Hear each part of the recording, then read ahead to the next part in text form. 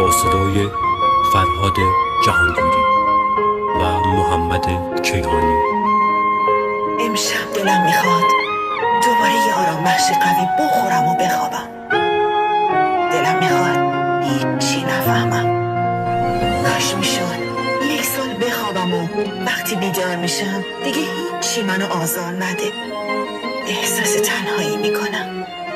حس میکنم زورم به این همه دلتنگی نمیرسه. خستم.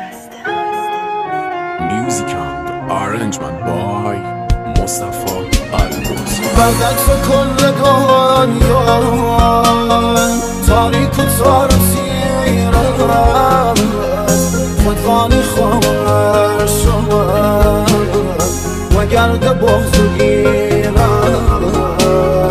خودخانی خواهر شما و گرد بغضگیرم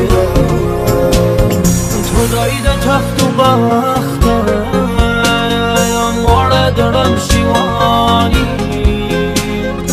حد وسترت تو کیشم بارم پرم شیوانی حد وسترت تو کیشم بارم پرم شیوانی وقتی که مردم هیچ کسی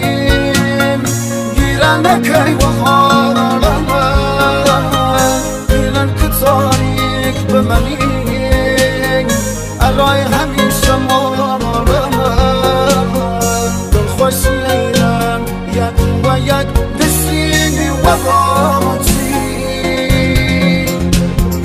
بی کس و جیر خاک سر عشق و یاد مونیه عشق خوانی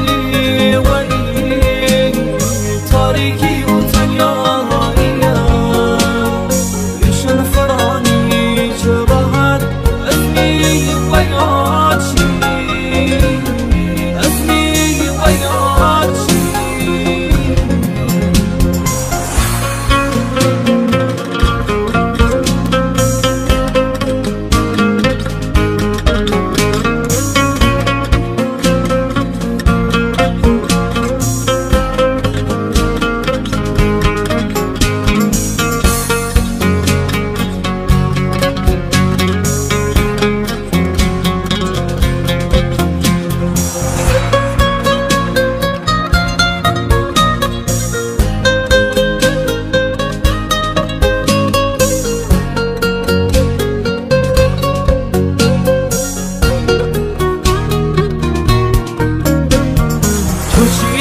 همیشه یادی ولی نکردی آواره بی مشونه چی دو دستم نگردی آواره بی مشونه چی دو دستم نگردی چنی چوم تو زمانی مردم و بیقراری هشو و یاد شام